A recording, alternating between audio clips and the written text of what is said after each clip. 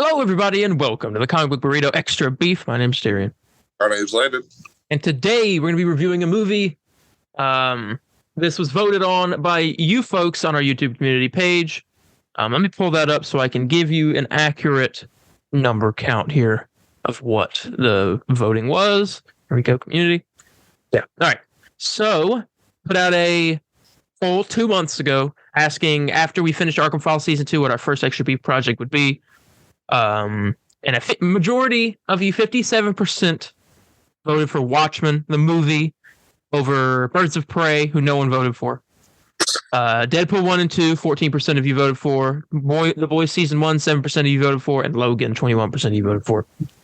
So yeah, we will be doing Watchmen. Hooray. Yes. I'm very happy about that. I saw this post. Here. I was like, thank you. They love me.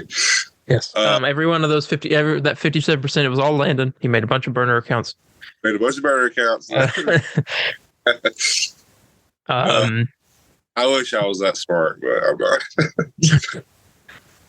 I'm gonna go ahead and do this before, so I don't. So you can remind you at the beginning, because I don't know if anyone's gonna leave this review in the middle of it and be like, I don't want to listen to these guys anymore. There's the new episode of the podcast will be out this past Monday. You guys are seeing this. The upcoming Friday, I'll have an episode of the Galactic Burrito out.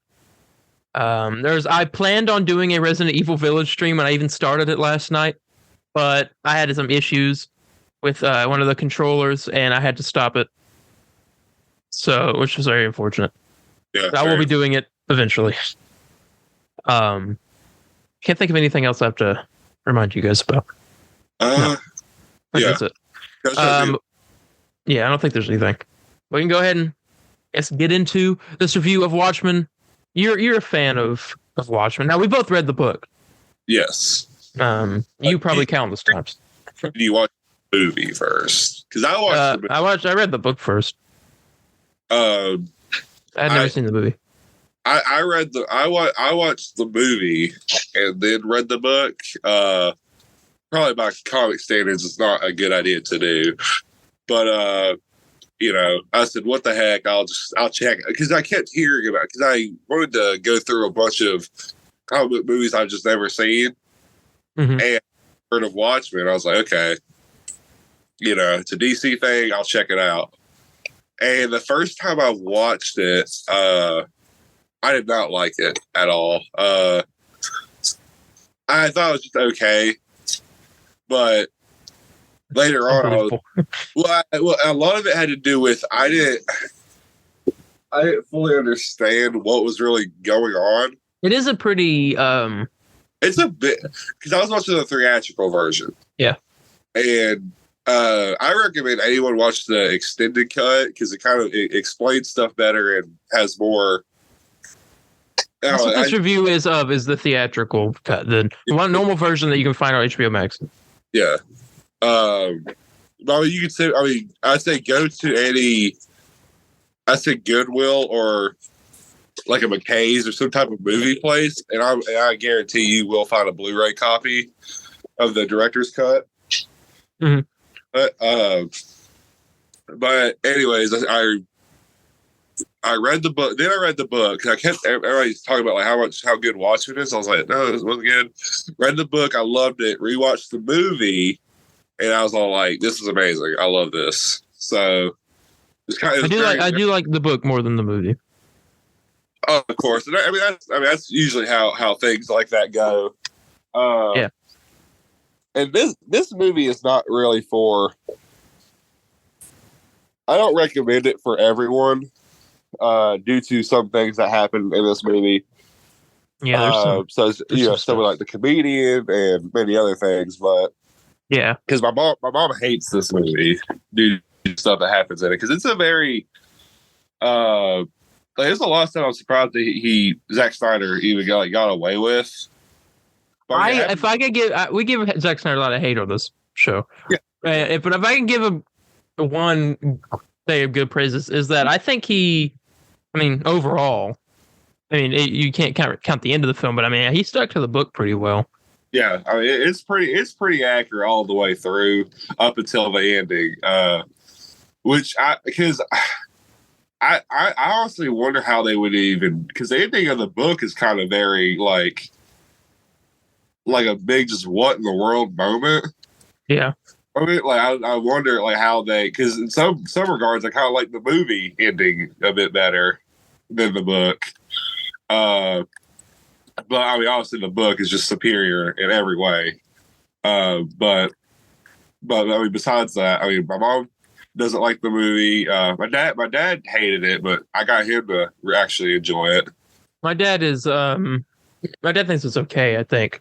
But then I was watching it with him not too long ago. I cut it on just because I felt like watching some kind of DC movie, but I didn't want to watch anything like ones I've seen a bunch of times. Yeah. And so I cut this on, and we're in the middle of watching it, and he asked, "What is this?" That says Watchmen, and that made me maybe he's got interested. Yeah. Because I had asked him about it one time before, and he said he think he saw it about one time. He thought it was okay. It's because I don't know, because I just don't think I fully understood what was going on and everything, and that's why I just didn't care for it. And I think because I had to explain to my dad everything what was going on, and once I said that, he was like, "Oh, I actually really like this," you know. Yeah. And I to a couple of friends of mine, and they ended up really loving it. So, and I think I don't know. What would you say the majority of people think about this movie? This is like most people enjoy it. I based off Rotten Tomatoes, yes. Yeah. Rotten Tomatoes score for this movie, critics is 65%, but audience is 71. Mm-hmm. I mean, that seems like most people enjoy it. Yeah. I got you. But you want to get into it? Yeah, we can go ahead. I got some stuff to read here. I can kind of go through and stop me. In classic extra beef fashion, just stop me when you want to talk about stuff. Of course. Watchmen, 2009 American superhero film based on the 1986 to 1987 DC comic limited series of the same name, co-created and illustrated by Dave Gibbons, and with co-creator and author Alan Moore choosing to remain uncredited. That's a strange choice. Is there a reason for that? Well, why Alan Moore's like not credited? Yeah. So I didn't know that. I guess I just never paid attention. Is he like in the movie, or is it just? It says in the movie. Oh no, in the book. It says the book. I'm not too sure. Let me see. It says with co-creator and author Alan Moore choosing to remain uncredited. Let me look this up. Why was Alan Moore uncredited in Jedi Fallen Order? What the? Sorry, Google and it's weird. Autocomplete. Credited for Watchmen. Well, it says that I'm confused. Okay, we're just gonna skim over that. If that's true, I feel like his name is in the book. Or thing. Maybe he regret doing something. I don't know. It's Rorschach. Yeah. Movie directed by Zack Snyder from a screenplay by David Hayter and Alex C. The film featured Malin Ackerman, Billy Crudup, Matthew Good, Carla Gugino, Jackie Earle Haley, Jeffrey D. Morgan, and Patrick Wilson. A dark and dystopian deconstruction of the superhero genre, the film was set in an alternate history in the year 1985 at the height of the Cold War.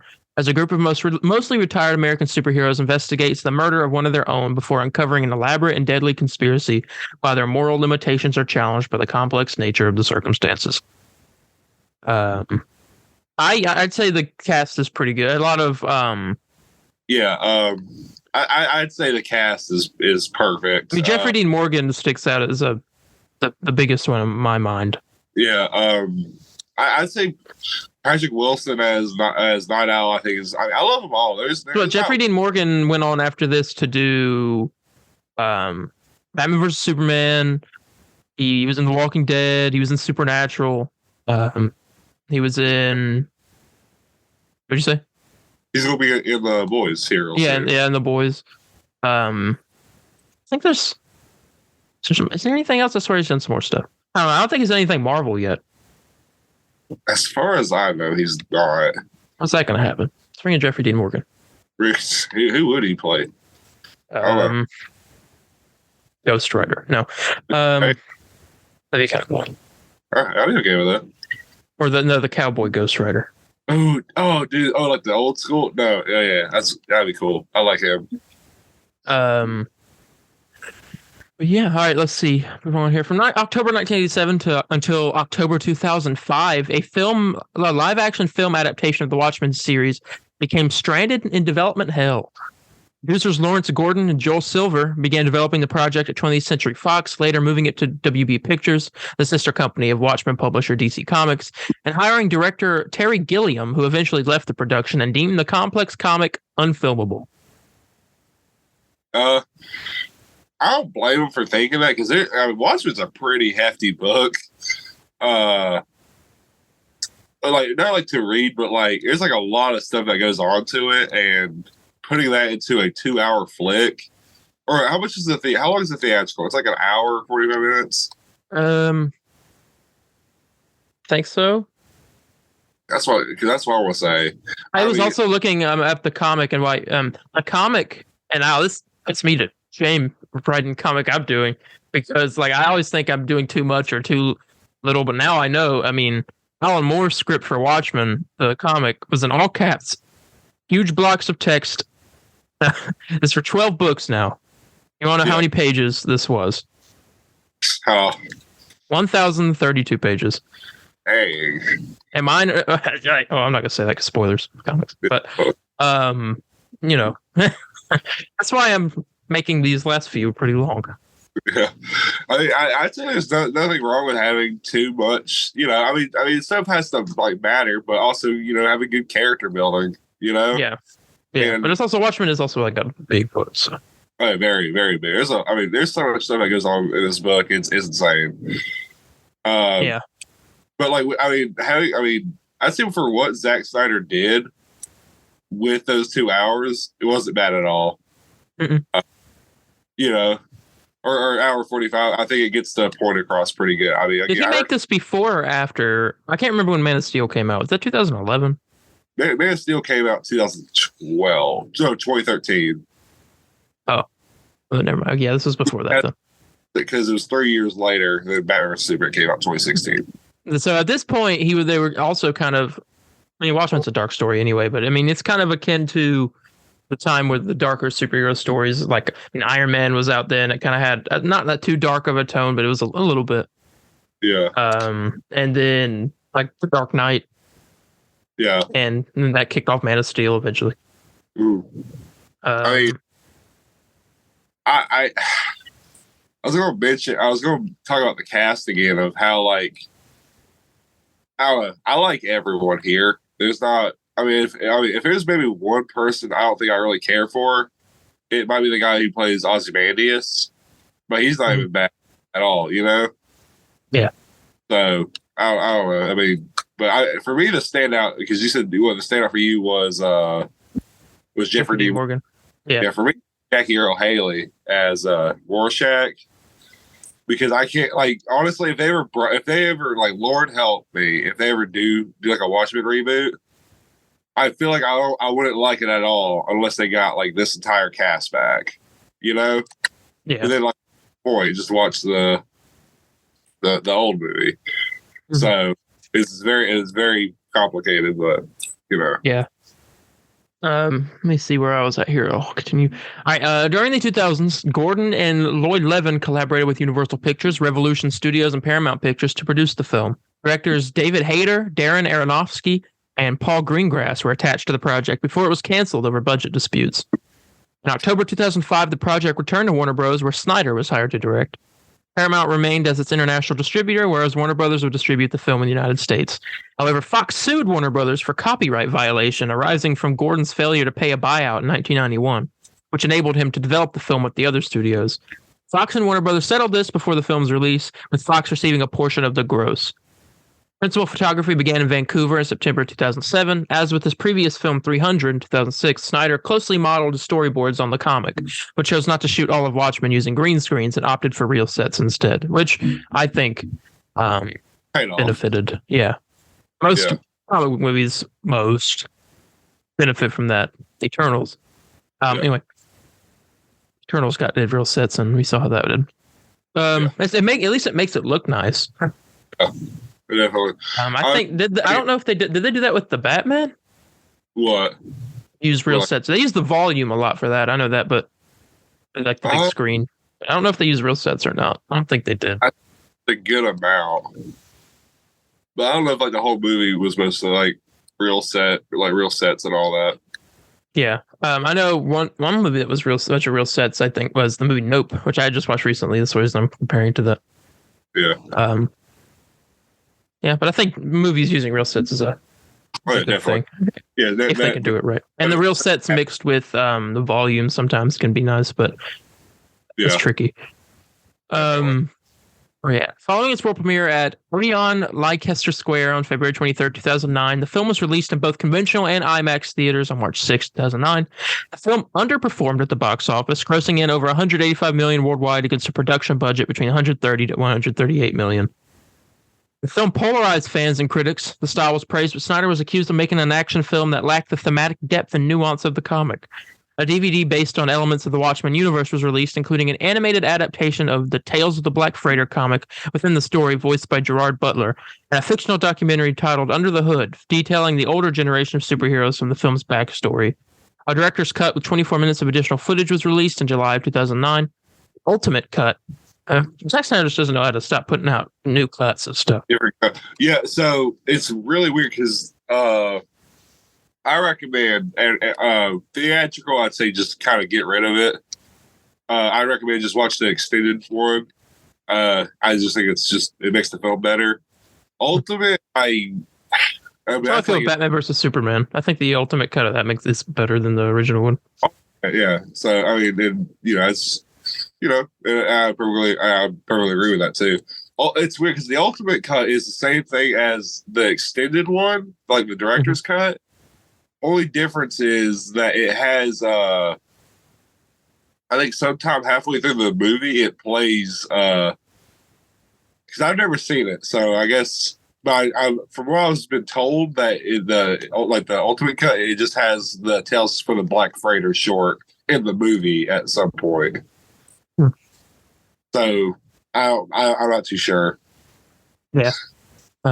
Says that, I read that. Yeah, the Ultimate Cut edition incorporated the animated comic Tales of the Black Freighter into the narrative as it was in the original graphic novel, lengthening the runtime to 3 hours and 35 minutes, and was released on November 3rd, 2009. The director's cut was better received than the theatrical cut. Yeah. That's the backstory and stuff there. I mean, I think it was a good movie. Yeah. It still, it holds up.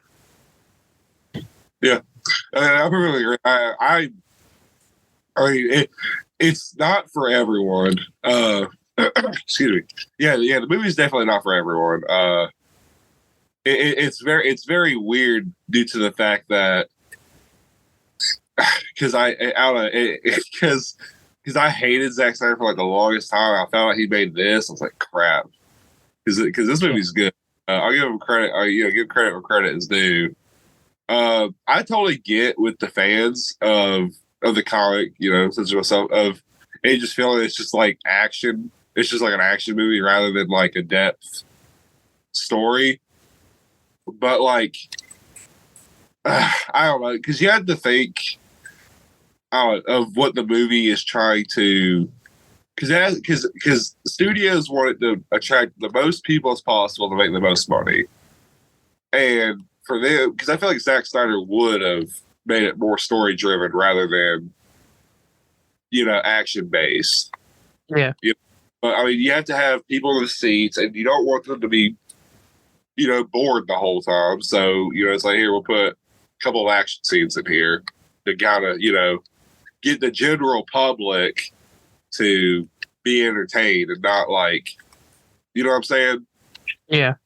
So that's the only thing I'm just like, makes sense. That's why I don't give it too harsh criticism over. Yeah. I get that.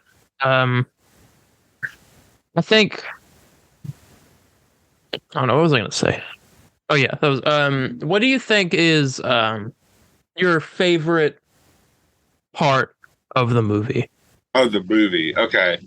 Yes, 'cause this is a movie review. Yeah. Oh, the movie. Okay. I'd say if I had to pick a scene, it would probably be the whole origin of Dr. Manhattan when he goes to like Mars and all that. Uh-huh. Little bit of spoilers here. I won't spoil the big reveal of the movie, but I think my scene was going to be a spoiler.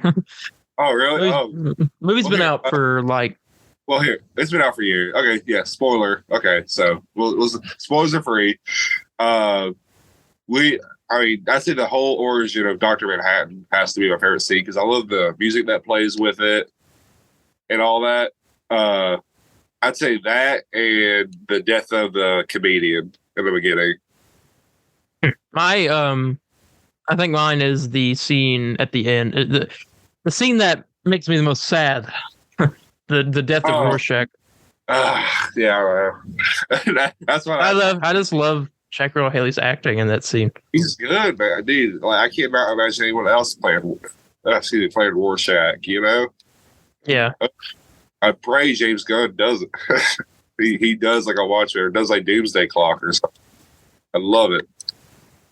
But no, I mean it's such like a powerful scene too, because like it's such like literally. I mean, I don't know. I mean, do you want to get into it with the whole like reveal of who killed the comedian, or? I mean, we can. We have 6 minutes left in this meeting. Oh, okay. But well, big spoiler. But so click off now if you are interested. But the big killer of the movie is, or whoever killed the comedian is Ozymandias, and it's just I didn't see it coming. I'll be honest with you. I don't remember after the first time watching it if I saw it coming or not.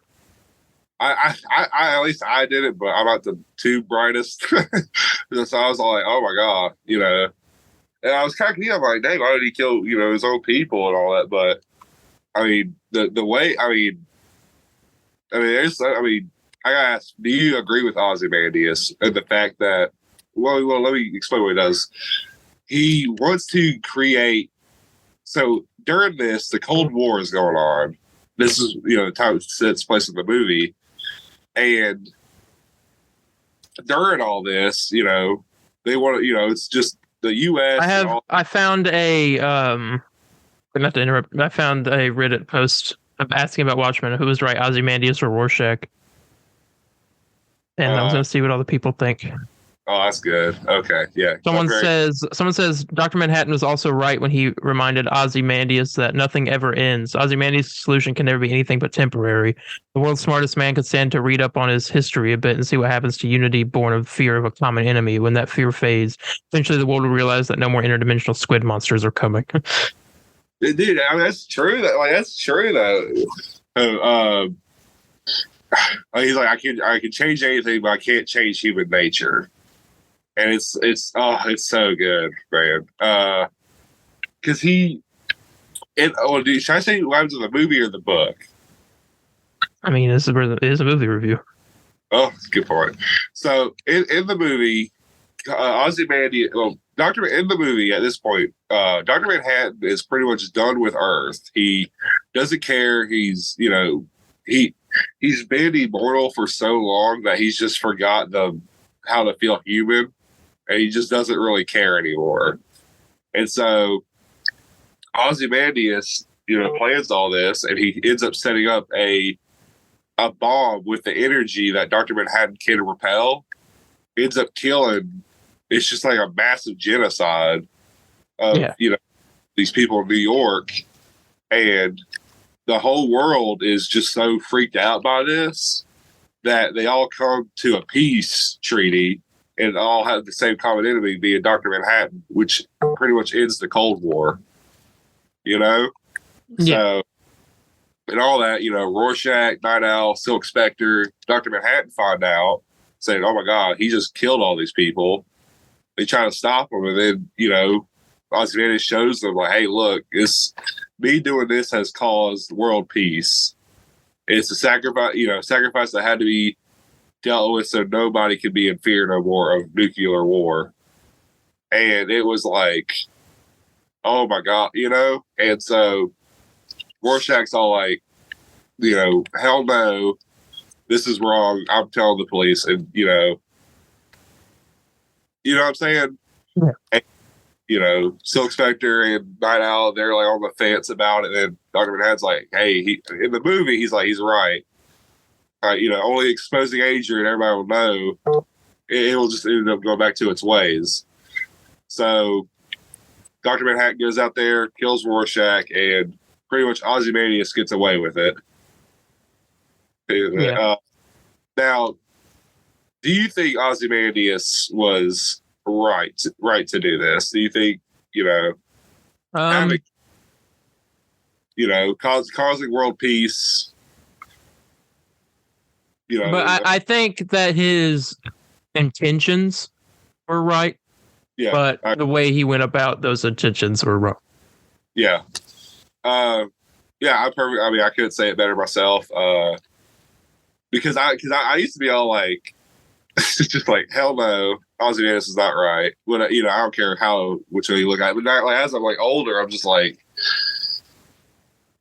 he had the right idea, but I feel like there's another way to go about it. I mean, like, how could you? You know what I'm saying? Yeah. I couldn't think of another way. Yeah. Like, just freak the whole world out, having them to come to just appeasement. Like, okay, look, we have the same common enemy here. We got to stick together. Yeah. But that's the beauty of the book. It makes you, question and think and everything. Yeah. But I guess you want to go ahead and do the rating of the movie. Yeah. All right. Out of 10, what would you rate Watchmen? 9.5. No, I'll just do it now. For the, you're doing just theatrical, right? Yeah. Theatrical, I'd give it an 8. Okay.